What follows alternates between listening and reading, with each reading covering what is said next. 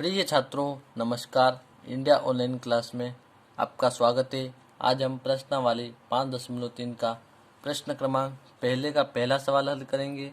प्रश्न 1 में हमें दिया गया है, निम्न समांतर श्रेणियों का योग ज्ञात कीजिए। जो हमें इसमें समांतर श्रेणियाँ दी गई है उनका योग ज्ञात करना है। तो हमें पहला इसका सवाल दिया गया है, यानी समांतर श्रेणी दी गई है। पहले हमें 2, 7 और 12 कितने पदों तक बोल रहा है, 10 पदों तक इनका हमें योग ज्ञात करना है। तो शुरू करते हैं हम सवाल को।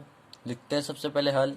जो हमें दिया गया है यानी ए यानी पहला पद जिसे हम कहते हैं ए को, तो वह हमें दिया गया है 2 और डी हमें दिया है बराबर 7-2 बराबर कितना होता है। हम सॉरी यहाँ पर लिखना रहेगा हमारा, यहाँ पर 7-2 करेंगे तो हमारा 5, यानी सार्वंतर जो है हमारा 5 हो जाता है।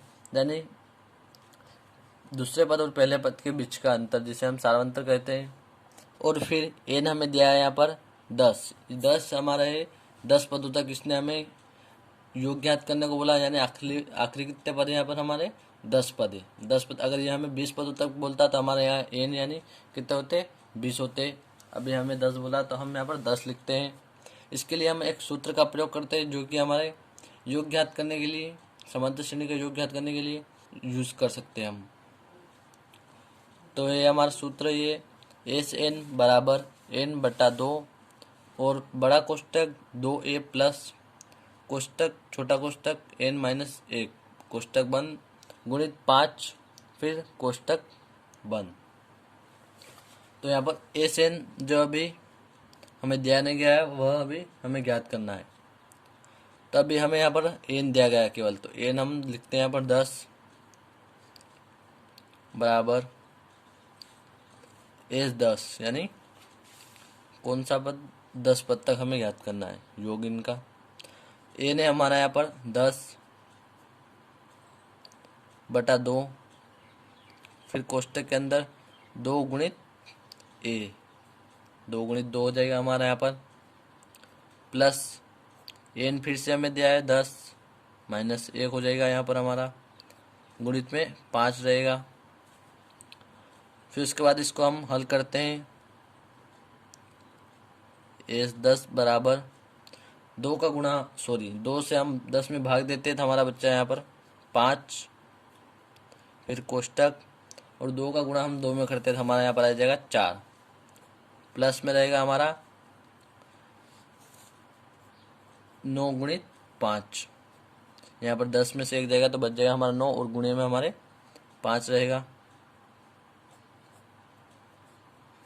फिर उसके बाद फिर से लिखते हैं हम S10 बराबर 5 फिर कोष्टक लगाते हैं हम 4 प्लस 9 का गुणा हम 5 में करेंगे तो हमारा यहाँ पर हमें प्राप्त होगा 45 प्राप्त हो जाएगा यहाँ पर हमें। फिर बराबर S10 बराबर 5 फिर कोष्टक के अंदर 45 में हम 4 को क्या करते हैं, जोड़ते हैं, तो यहाँ पर हमारा हो जाएगा 49। यहाँ पर 49 जो है हमारा कोष्टक के अंदर है और 5 बाहर है, तो इन दोनों का क्या है यहाँ पर गुणा हो जाएगा। तो S10 बराबर 5 का गुणा हम 49 में करते हैं तो 5 9 की होती है हमारी 45 के हम 5 लिखते हैं और बचता है हमारा 4, 5 चौक 20 हो जाता है यहाँ पर, 20 और 4 जो हमारा बचा वो दोनों मिलकर हो जाता है हमारा 24। तो हमारा आंसर हमें प्राप्त होता है 245।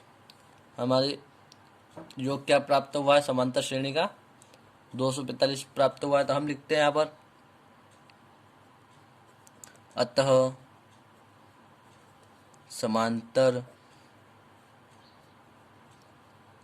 श्रेणियों का योग जो है 245 है। तो अब हम इसका दूसरा सवाल हल करेंगे जिसमें हमें समांतर श्रेणी दी गई है -33, -33 फिर -29। इसको हमें 12 पदों तक इसका हमें 12 पदों तक योग ज्ञात करना है। तो हल करते हैं, शुरू करते हैं। सबसे पहले हम लिख ले हल। फिर ए यानी पहला पद हमें दिया गया है -33, तो हम लिख लेते हैं -33। उसके बाद सार्वंतर हमारा क्या रहेगा, डी बराबर सर्वांतर को ज्ञात करने के लिए हम दूसरे पद में से पहले पद को माइनस कर देते हैं। तो -33 माइनस का चिन्ह, फिर कोष्टक के अंदर -37 जो हमारा पहला पद। यहाँ पर हमारा माइनस माइनस हो जाता है प्लस का हो जाता है। तो फिर यहाँ पर माइनस है और यहाँ पर हमारा प्लस बन जाता है। तो माइनस प्लस फिर हो जाता है हमारा माइनस हो जाता है।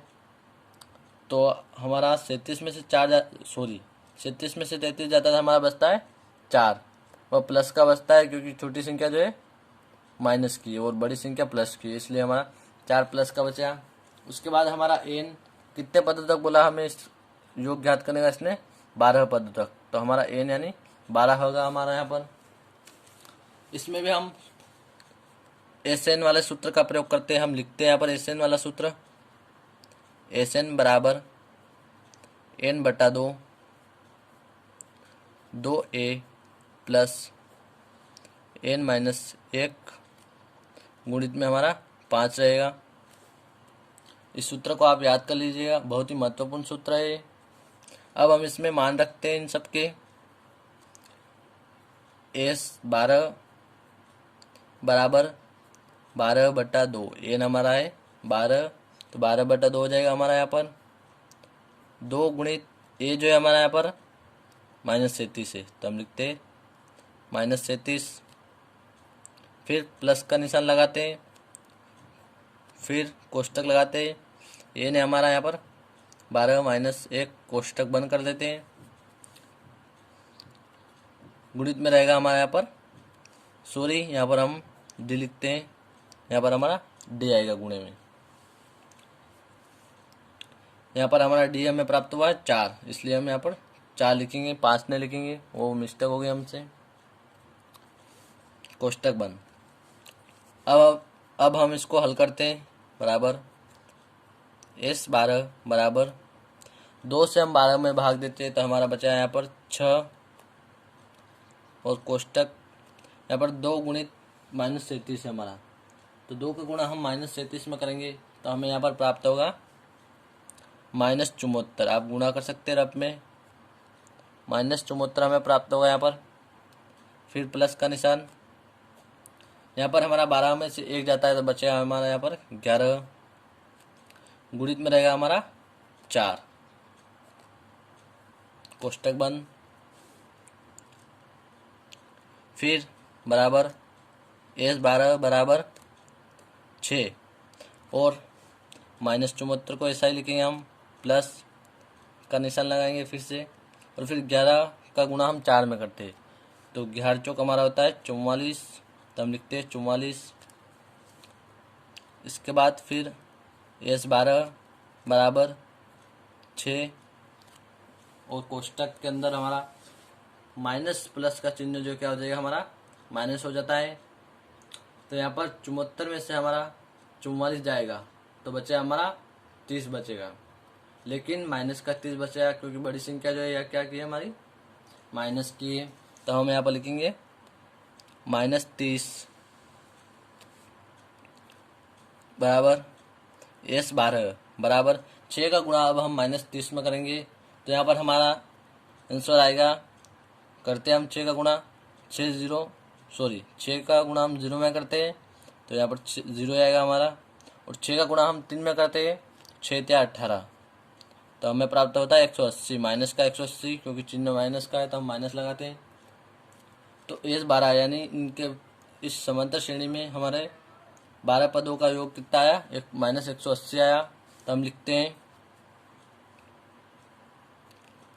अतः समांतर श्रेणी का योग -180 है। आशा करता हूँ दोस्तों सवाल समझ में आ गया होगा। धन्यवाद।